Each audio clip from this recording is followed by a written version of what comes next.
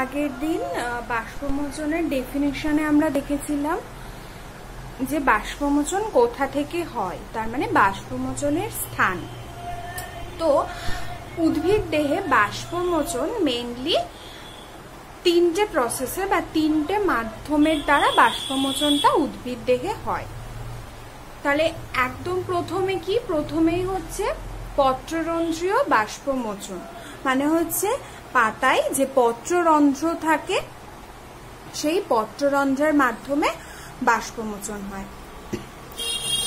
এবার সেই দিনের বেলা যখন সূর্যালোক থাকে তখন সূর্যালোকের দ্বারা পত্ররন্ধ্র খুলে যায় এবং বাষ্পমোচন প্রক্রিয়া চলে। আবার কিছুক্ষণ পর মানে বাষ্পমোচন যখন দরকার নেই তখন পত্ররন্ধ্র বন্ধ হয়ে যায়। এখন পত্ররন্ধ্রের স্ট্রাকচারটা যদি আমরা দেখি তাহলে দেখব যে পত্ররন্ধ্র বাইরে এই এপিডার্মাল লেয়ার থাকে, এপিডার্মাল সেল, আর ভেতরে হচ্ছে দুটো কিডনি শেপেড গার্ড সেল আর রক্ষী কোষ থাকে। এই দুটো দেখতে কিছুটা কিডনি বা শিম বীজের মতো দেখতে। তো এই রক্ষী কোষগুলো কি করে? রক্ষী কোষগুলো পত্ররন্ধ্র, এই যে মাঝের ফাঁকা জায়গাটা, এইটা হচ্ছে পত্ররন্ধ্রের ছিদ্র। তো এই ছিদ্রটাকে খোলা বন্ধ করে হচ্ছে এই গার্ড সেলটা। তো এই গার্ড সেলের যে ইনার লেয়ারটা আছে, অন্তঃপর্দাটা, সেটা কিছুটা পুরু থাকে, আর বাইরের দিকের যে বহিঃপর্দাটা থাকে সেটা অনেকটা পাতলা থাকে। তো এবার আর কি থাকে? এই গার্ড সেলের মধ্যে কিছু ক্লোরোপ্লাস্টও থাকে আর নিউক্লিয়াস থাকে, ক্লোরোপ্লাস্ট থাকে। তো ক্লোরোপ্লাস্ট থাকার জন্য এই রক্ষী কোষগুলো কিন্তু সালোক সংশ্লেষ করতে পারে। তো এখন যখন এই আমার বাষ্পমোচনের দরকার হয় তখন কি হয়? রক্ষী কোষগুলো সংকুচিত হয়ে যায়। সংকুচিত হওয়ার ফলে এই দুটোর মাঝখানে একটা গ্যাপ সৃষ্টি হয়, সেটাই তৈরি হয় স্টোমাটা আর পত্ররন্ধ্র। আর যখন বাষ্পমোচন দরকার হয় না, পত্ররন্ধ্রটা বন্ধের দরকার হয়, তখন এই দুটো রক্ষী কোষ কি হয়? রক্ষী কোষগুলো কিছুটা প্রসারিত হয়ে যায়। প্রসারিত হওয়ার ফলে এই যে পুরো অন্তঃপর্দাটা থাকে সেই দুটো পরস্পরের সাথে মিশে যায়, এটার সাথে এটা কিছুটা ওভারল্যাপ হয়ে যায়। ওভারল্যাপ হয়ে গিয়ে পত্ররন্ধ্রটা বন্ধ হয়ে যায়। তো পত্ররন্ধ্রটা যেহেতু পাতায় বেশিরভাগ থাকে, সেই জন্য বাষ্পমোচনের প্রায় 90% বা 80 to 90% এটা কিন্তু টোটাল বাষ্পমোচনের 80 to 90% কোথায় সম্পন্ন হয়? এই পত্ররন্ধ্রীয় বাষ্পমোচনের দ্বারা সম্পন্ন হয়। অর্থাৎ কি দেখলাম? যে 1 নম্বর হচ্ছে পত্ররন্ধ্রীয় বাষ্পমোচন। তো এর পত্ররন্ধ্রগুলো কি থাকে? দিনের বেলা সূর্যালোকের উপস্থিতিতেই খোলা থাকে। তো সেই কারণে শুধুমাত্র দিনের বেলায় এই পত্ররন্ধ্রীয় বাষ্পমোচনটা হয়। আর এই পদ্ধতিতেই টোটাল বাষ্পমোচনের প্রায় বেশিরভাগ অংশ 80 to 90% সংঘটিত হয়। আর আরেকটা হচ্ছে কি, এই যে বাষ্পমোচনের পদ্ধতিটা, তো পত্ররন্ধ্র খোলা বন্ধটা রক্ষী কোষ দ্বারা নিয়ন্ত্রিত হয়। মানে যখন বাষ্পমোচন দরকার হয় না তখন রক্ষী কোষগুলো প্রসারিত হয়ে গিয়ে কি করে? পত্ররন্ধ্রটা বন্ধ করে। অর্থাৎ এই প্রকার বাষ্পমোচন কিছুটা হলেও নিয়ন্ত্রিত পদ্ধতিতে সম্পন্ন হয়। এবার আমরা চলে আসবো 2 নম্বরে। 2 নম্বর হচ্ছে লেন্টিকিউলার বাষ্পমোচন। অর্থাৎ এই পদ্ধতিতে একটা বিশেষ ধরনের স্ট্রাকচারের দ্বারা বাষ্পমোচনটা সম্পন্ন হয়। সেই স্ট্রাকচারটার নাম হচ্ছে লেন্টিসেল। লেন্টিসেলটাও হচ্ছে এক প্রকার ছিদ্র। তো এটা কোথায় থাকে? এটা হচ্ছে বড় বড় উদ্ভিদ যখন তাদের গৌণ বৃদ্ধি হয়, মানে যখন স্বাভাবিক বৃদ্ধির পর, প্রাথমিক বৃদ্ধির পর গৌণ বৃদ্ধি হয়, যখন কাষ্ঠল উদ্ভিদের, এগুলো মেনলি কাণ্ডে দেখা যায়, কাষ্ঠল উদ্ভিদের কাণ্ডে এরকম লেন্স শেপড বা চোখের মতো কিছু ছিদ্র মতো দেখা যায়। তো সেই স্ট্রাকচারগুলোকে বলা হচ্ছে লেন্টিসেল। তো এই লেন্টিসেলগুলো হচ্ছে উদ্ভিদের মূলত হচ্ছে শ্বাস অঙ্গ। মানে এই লেন্টিসেলগুলো দ্বারা গ্যাসীয় বিনিময় যে অক্সিজেন বা কার্বন ডাইঅক্সাইড যে গ্যাসীয় বিনিময়, সেগুলোতে মেনলি এই লেন্টিসেলের ফাংশন আছে। কিন্তু সেই লেন্টিসেল দ্বারাও কিছুটা পরিমাণ বাষ্পমোচন হয়, তবে সেটা খুবই নগণ্য পরিমাণ, খুবই কম পরিমাণ বাষ্পমোচন এই লেন্টিসেলের দ্বারা হয়। তো এখন এই লেন্টিসেলের স্ট্রাকচারটা যদি আমরা দেখি, তাহলে লেন্টিসেলটা দেখবো, এই লেন্টিসেলটা হচ্ছে পেরিডার্ম। উদ্ভিদের যখন গৌণ বৃদ্ধি হয় তখন পেরিডার্ম স্তর থেকে লেন্টিসেলটা তৈরি হয়। তো কিভাবে তৈরি হয়? এই পেরিডার্ম স্তরে একটা ফেলোজেন লেয়ার থাকে। এই যে অংশটা, এই কালো অংশটা, এটার নাম হচ্ছে ফেলোজেন লেয়ার। তো সেই ফেলোজেন লেয়ারটা দুটো স্তর গঠন করে। এই ফেলোজেন লেয়ারটা দুটো স্তর গঠন করে। একটা হচ্ছে ভেতর দিকে অন্তঃস্থ দিকে প্যারেনকাইমার লেয়ার, আর বহিস্থ দিকে হচ্ছে কর্ক ক্যাম্বিয়াম, কর্ক সেল। অর্থাৎ ভেতরের দিকে তৈরি করবে প্যারেনকাইমেটাস টিস্যু, সেটার নাম হচ্ছে ফেলোডার্ম স্তর তৈরি করবে, আর বাইরের দিকে কিছু কর্ক সেল বা ফেলেম স্তর তৈরি করবে। ঠিক আছে, এখন এই যে ফেলেম স্তরগুলো, সেগুলো সুবেরিন দ্বারা আবৃত থাকে। এখন সুবেরিন দ্বারা আবৃত থাকার জন্য সেগুলো কিন্তু লিভিং না, সেই সেলগুলো হচ্ছে, এই ফেলেম স্তরটা হচ্ছে নন লিভিং। আর এই যে প্যারেনকাইমেটাস টিস্যু, এগুলো হচ্ছে লিভিং, মানে এগুলো কি হয়, এগুলো ধীরে ধীরে বিভাজিত হয়। তো এই যে যখন লেন্টিসেলের স্ট্রাকচারটা যে পোর্শনে থাকে, সেখানে এই ফেলোজেনটা অ্যাবনর্মাল বিহেভিয়ার দেখায়। তাহলে ফেলোজেনটা যদি অ্যাবনর্মাল বিহেভিয়ার দেখায়, তখন কি হয়, ফেলোজেনের ভেতরের দিকে যে প্যারেনকাইমেটাস টিস্যুগুলো ছিল, সেটা ভেতরের দিকের সাথে সাথে বাইরের দিকেও প্যারেনকাইমেটাস টিস্যুগুলো তৈরি হতে থাকে। তাহলে যখন এই প্যারেনকাইমেটাস টিস্যুগুলো বাইরের দিকে তৈরি হয়, তখন এই প্যারেনকাইমাস টিস্যুগুলো বিভাজিত হতে শুরু করে। যখন বিভাজিত হয়, তখন এই যে বাইরের যে এপিডার্মাস লেয়ারটা থাকে, সেই এপিডার্মাস লেয়ারটাকে নষ্ট করে দেয়। মানে এখানে সেল ডিভিশন যদি হতে থাকে, তাহলে কি হবে, এই বাইরের এপিডার্মাস লেয়ারে চাপ পড়বে। তো সেই জন্য এই বাইরের এপিডার্মাস লেয়ারটা রাপচার করে যায়। রাপচার করে গিয়ে এখানে একটা পোরের সৃষ্টি করে। সেই পোরটার নাম হচ্ছে লেন্টিসেল। আর এখানে যখন পোরটা সৃষ্টি হয়, তখন এই জায়গাটা অনেকটা স্পঞ্জি, মানে সেলগুলো একে অপরের থেকে দূরে, মানে ঘন সন্নিবিষ্ট থাকে না, কিছুটা দূরত্ব মেনটেন করে থাকে। তো সেই সেলগুলোকে তখন আমরা বলি হচ্ছে অনুপূরক সেল। তো এইভাবে লেন্টিসেলটা গঠন হয়। তো এই লেন্টিসেলগুলো কোথায় থাকে? লেন্টিসেলগুলো যে বড় বড় কাষ্ঠল উদ্ভিদ, আম টাইপের, এই টাইপের গাছগুলোর আমরা যখন কাণ্ডে দেখব, তখন কিছু লেন্স আকৃতির সেল দেখব, সেগুলোই হচ্ছে, বুঝতে পারবো আমরা, সেগুলো হচ্ছে লেন্টিসেল। তো এর দ্বারা মোট বাষ্পমোচনের খুবই কম, মানে 0.1% মাত্র সম্পন্ন হয়।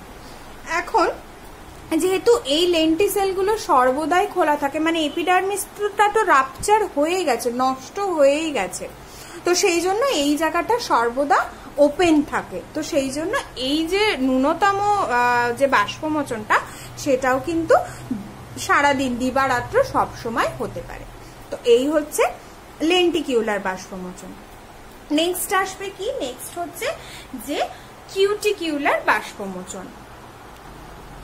তো কিউটিকিউলার বাষ্পমোচন হচ্ছে যে উদ্ভিদের যে কাণ্ড বা পাতার যে কিউটিক্যাল স্তর থাকে, তো সেই কিউটিক্যাল স্তরের কিছু ছিদ্রের মাধ্যমে যে বাষ্পমোচনটা হয়, সেটা হচ্ছে কিউটিকিউলার বাষ্পমোচন। মানে এই যে এটা যদি একটা ট্রান্সভার্স সেকশন আমরা নিই পাতার, মানে পাতার ট্রান্সভার্স সেকশন নিলে আমরা ওপরের দিকে দেখব আপার এপিডার্মিস, সেখানের যে এইটা হচ্ছে আমাদের কিউটিক্যাল লেয়ার। ওকে, তো এইটা হচ্ছে কিউটিক্যাল স্তর। এরপরে হচ্ছে প্যালিসেড প্যারেনকাইমা, ঘন সন্নিবিষ্ট থাকে, আর এই নিচের পোর্শনটা হচ্ছে স্পঞ্জি প্যারেনকাইমা, মানে এখানে অনেক লুজলি সেলগুলো কম্প্যাক্ট থাকে, লুজলি কম্প্যাক্টেড থাকে, আর কিছু এয়ার স্পেস থাকে। নিচে। তো এই যে এই কিউটিক্যাল পোর্শনটা, এই কিউটিক্যাল পোর্শন থেকে যে বাষ্পমোচনটা হয় সেটাকে আমরা বলবো কিউটিকিউলার বাষ্পমোচন। একটা বলে রাখি, এই যে লেন্টিকিউলার বাষ্পমোচন, এই লেন্টি সেলগুলো যেরকম আম গাছের কাণ্ডে আমরা দেখতে পাই বা পাইন এইসব গাছের কাণ্ডে দেখতে পাই, তেমনি কিছু ফলের গায়েও দেখতে পাই। যেমন আপেল বা নাশপাতি যে ফলগুলো আছে সেই ফলের গায়ে এরকম লেন্টিসেলস দেখতে পাই। তাহলে কিউটিকিউলার বাষ্পমোচনের বৈশিষ্ট্যগুলো কি? একটা হচ্ছে যে কাণ্ড এবং পাতার যে কিউটিক্যাল স্তর থাকে সেখানকার সেই স্তরের দ্বারা, বা কিউটিকার যে এই লেয়ারটা এটা অনেকটা ওয়াক্সি লেয়ার, মানে মোম দ্বারা আবৃত থাকে। তো সেখান থেকে এই ধরনের বাষ্পমোচন হয়। আর মোট বাষ্পমোচনে 5 to 10% বাষ্পমোচন এই কিউটিকিউলার বাষ্পমোচন হয়। আর হচ্ছে এই প্রকৃতির বাষ্পমোচনটা দিবারাত্র হতে পারে। তাহলে আমরা কি দেখলাম যে একদম সব থেকে বেশি হয় পত্ররন্ধ্র বা স্টোমাটাল ট্রান্সপিরেশন, কিন্তু সেটা শুধুমাত্র দিনের বেলাতে হলেও সেই পদ্ধতিতেই কিন্তু 80 to 90% হচ্ছে। আর যে কিউটিকিউলার বা লেন্টিকিউলার গুলো আছে সেগুলো সারাদিন দিন রাত্রি সবসময় হতে পারে, কিন্তু সেগুলোর পরিমাণ হচ্ছে খুবই কম।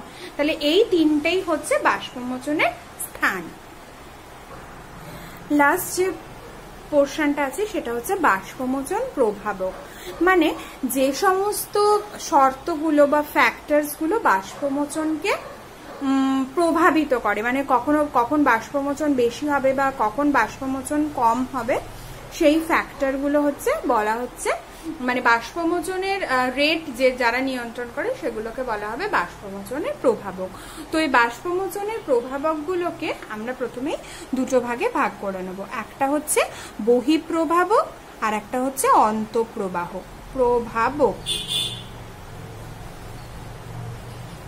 তাহলে বহিঃপ্রভাবক কাদের বলবো? বহিঃপ্রভাবক মানে উদ্ভিদ দেহর বাইরে, উদ্ভিদ দেহ থেকে যে বাষ্পমোচন হবে, তো এই উদ্ভিদ দেহের বাইরে যে যে জিনিসগুলো বাষ্পমোচনকে প্রভাবিত করবে সেগুলোকে আমরা বলবো বহিঃপ্রভাবক, বা সেগুলোকে আমরা ভৌত প্রভাবকও বলবো কিছু, ভৌত প্রভাবক। আর অন্তঃপ্রভাবক মানে হচ্ছে যে উদ্ভিদের নিজস্ব যে ক্যারেক্টারগুলো বাষ্পমোচনকে এফেক্ট করে সেগুলোকে আমরা বলবো অন্তঃপ্রভাবক। তাহলে আমরা প্রথমেই শুরু করি বহিঃপ্রভাবকগুলো দিয়ে। তাহলে সব থেকে বহিঃপ্রভাবকের মধ্যে নাম্বার 1 হচ্ছে তাপমাত্রা বা টেম্পারেচার। অর্থাৎ কি, তাপমাত্রা যদি বাড়ে তাহলে বাষ্পমোচনের হার বাড়বে, তাপমাত্রা যদি কমে বাষ্পমোচনের হার কমবে। কেন? তাপমাত্রা যদি বাড়ে তাহলে তাপমাত্রা বাড়লে কাইনেটিক এনার্জি অফ ওয়াটার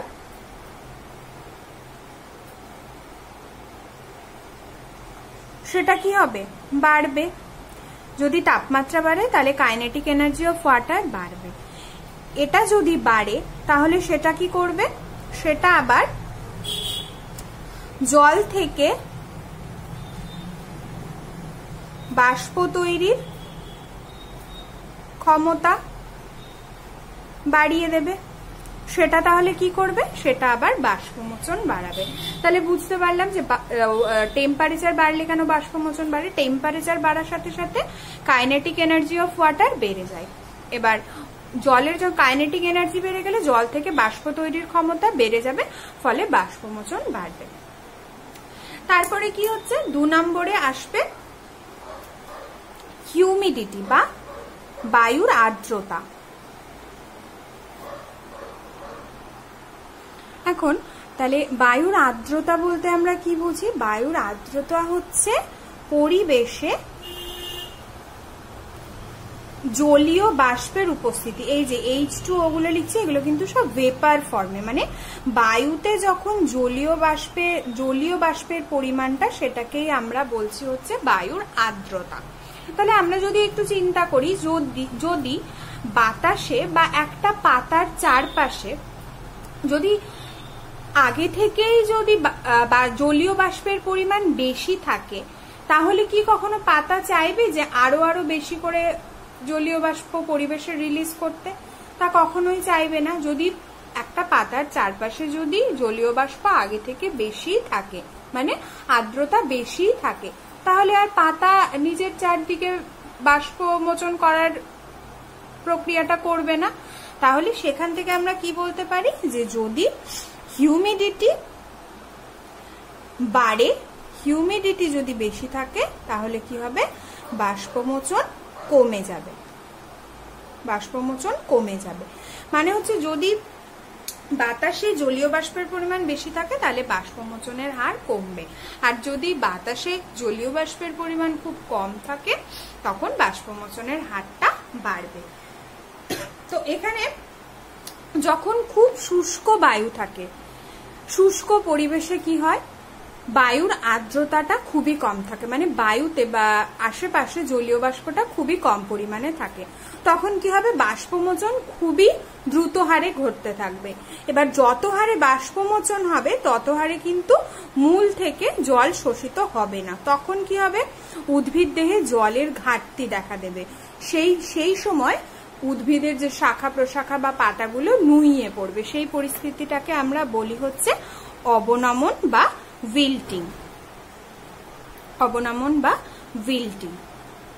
তো এটা হচ্ছে বায়ুর আর্দ্রতার ফ্যাক্টরে একটা বিষয়। 3 নম্বরে হচ্ছে বায়ু প্রবাহ বা উইন্ড ভেলোসিটি, মানে বায়ু প্রবাহের বেগ যদি বেশি হয় তাহলে কি হবে, যে পরিবেশের যে আর্দ্রতাটা আছে বা বায়ুমণ্ডলে যে জলীয় বাষ্পটা আছে সেটা ওই বায়ু প্রবাহের সাথে সাথে দ্রুত অপসারিত হবে। তাহলে পাতার চারপাশে যদি জলীয় বাষ্পটা খুব তাড়াতাড়ি অপসারিত হয় তাহলে বুঝতে পারছি যে সেখানে পাতা আরো জলীয় বাষ্প অপসারণ, মানে জলীয় বাষ্প ত্যাগ করতে চাইবে, তার মানে বাষ্পমোচনের হার বাড়বে। মানে বায়ু প্রবাহ যদি বেশি হয় তাহলে পাতার চারপাশের জলীয় বাষ্প তাড়াতাড়ি অপসারিত হবে, আর সেটা হলেই বাষ্পমোচনের হারটা বাড়বে। আর নেক্সট হচ্ছে আলো।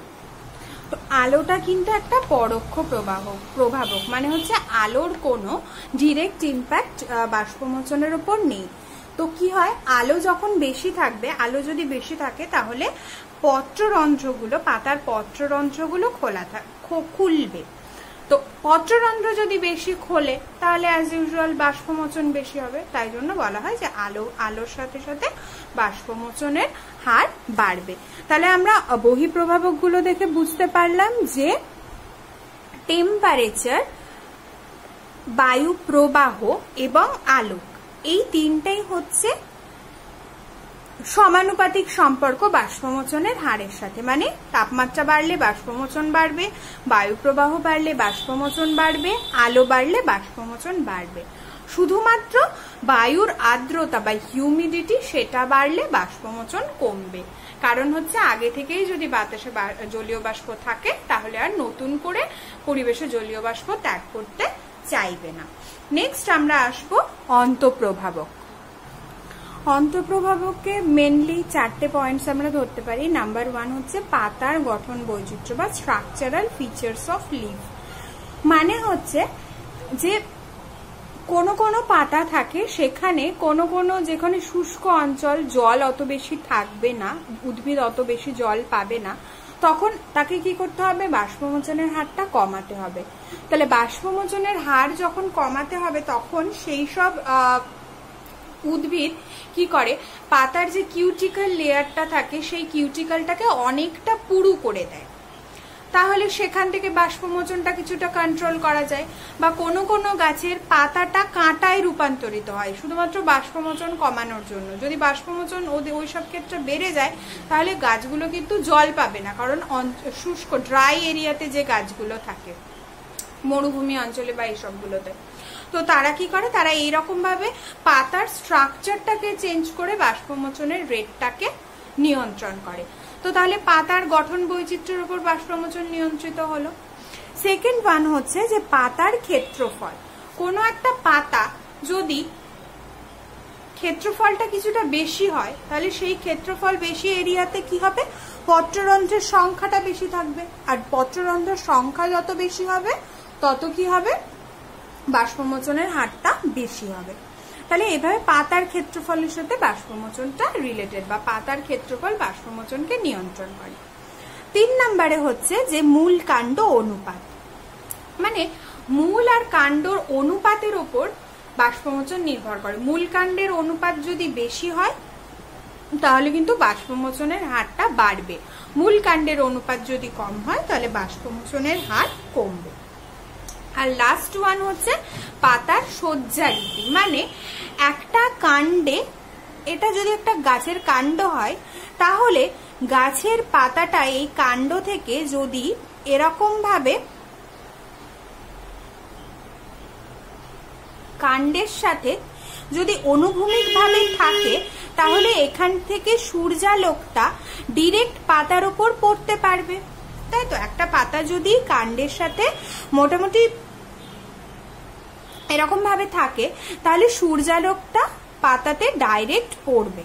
তাহলে সূর্যালোক যদি ডাইরেক্ট পড়ে তাহলে বাষ্পমোচনের হার বেশি হবে। কিন্তু একটা উদ্ভিদের যদি পাতাটা এরকম নিচের দিকে নুইয়ে থাকে, এরকম অনেক আমরা গাছের পাতা দেখেছি, সেগুলো কি হয়, পাতাগুলো এরকম নিচের দিকে থাকে, নিচের দিকে মুখ করে থাকে, তাহলে সূর্যালোক বা সূর্য থেকে সূর্য রশ্মিটা কিন্তু নিচের দিকে পাতাটার সজ্জা হওয়ার কারণে ডিরেক্ট সূর্যালোক এই পাতায় পড়তে পারবে না। তো সেক্ষেত্রে এই পাতায় কিন্তু বাষ্পমোচনের হার কিছুটা হলেও কম হবে। তাহলে যদি পাতার উপর সূর্যালোকটা লম্বভাবে পড়তে পারে তাহলে কি হবে, বাষ্পমোচনের হার বাড়বে। আর যদি সূর্যালোকটা পাতার উপর তির্যকভাবে বা লম্বভাবে মানে না পড়তে পারে ঠিক মতো, তাহলে বাষ্পমোচনের হার কিন্তু কিছুটা হলেও কমবে। তো এই হলো বাষ্পমোচনের বহিঃপ্রভাবক আর অন্তঃপ্রভাবক।